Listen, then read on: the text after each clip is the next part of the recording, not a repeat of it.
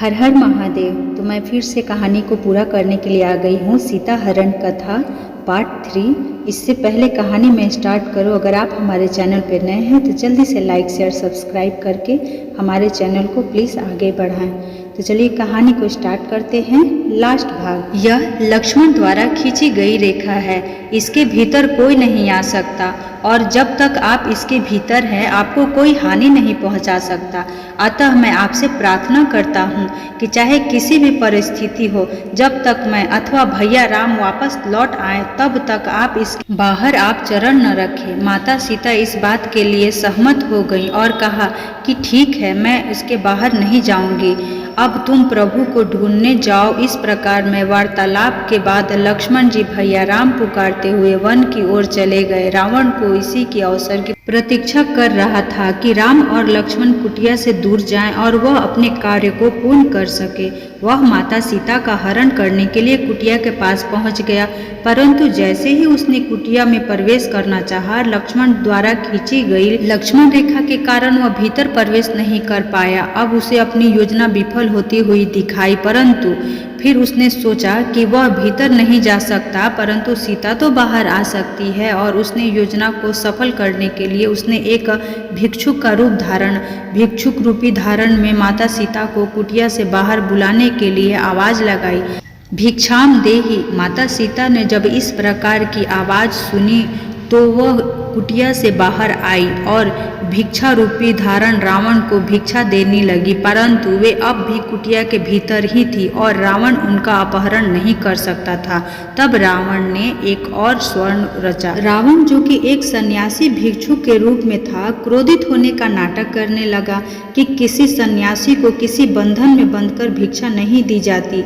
आप इस कुटिया से बंधन से मुक्त होकर भिक्षा दे सकती हैं तो दे, अथवा मैं बिना भिक्षा लिए ही लौट जाऊंगा। रावण के इस कपट से अनजान माता सीता ने अत्यंत ही निर्मल भाव से कहा कि हे देव, मुझे आदेश है कि मैं इस कुटिया से बाहर न जाऊं, अतः आप कृपया करके यहीं से भिक्षा ग्रहण करें। परंतु इस बात पर रावण कहाँ राजी होने वाला था, अतः उसने और भी क्रोध होकर माता सीता से बाहर आकर भिक्षा देने को कहा और ऐसा न करने पर खाली हाथ लौट जाएगा तैयार हो गया। तब माता सीता ने सोचा कि एक भिक्षुक सन्यासी का इस तरह खाली हाथ लौट कर जाना ठीक नहीं है।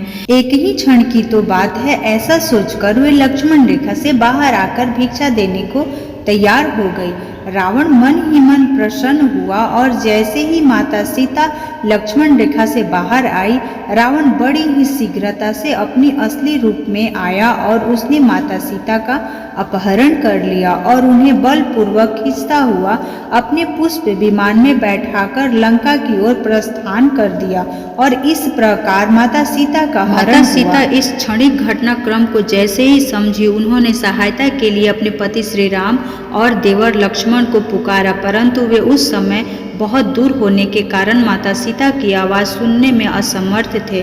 परंतु माता सीता ने इस विपत्ति के समय में बड़ी ही बुद्धिमानी से काम लिया और उन्होंने अपने जाने का मार्ग दिखाने के लिए स्वयं के द्वारा पहने हुए आभूषण धरती की ओर फेंकना प्रारंभ कर दिया, जिन्हें देखकर प्रभु श्री राम को उन तक पहुँचने का मार्ग पता चल सके। इसी बीच माता सीता सहायक के लिए भी पुकार रही थी, जिससे सुनकर एक बड़ा सा पक्षी उनकी सहायता के लिए आया।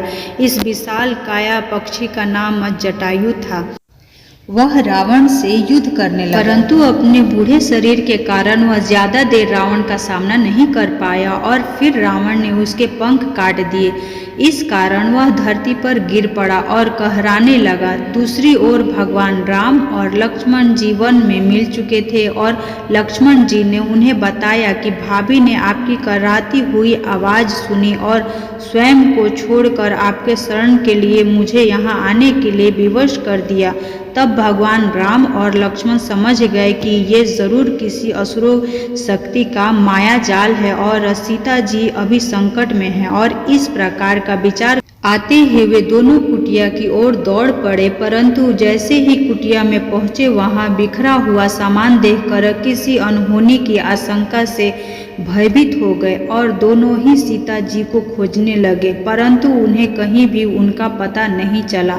तब उन्हें माता सीता के आभूषण दिखाई दिए, जिसे भगवान राम पहचान गए कि ये तो सीता के आभूषण है, और वे उसी दिशा की ओर बढ़ने लगे जहां माता सीता के आभूषण मिले थे। आगे चलते चलते और भी आभूषण मिले और फिर कुछ दूर पर एक विशाल घातक पक्षी दिखाई। यह जटायु था, जिससे पूछने पर पता चला कि माता सीता को राक्षसों का राजा लंकापति रावण हरण करके ले गया है, और इस प्रकार माता सीता के हरण की सही जानकारी उन्हें प्राप्त हुई।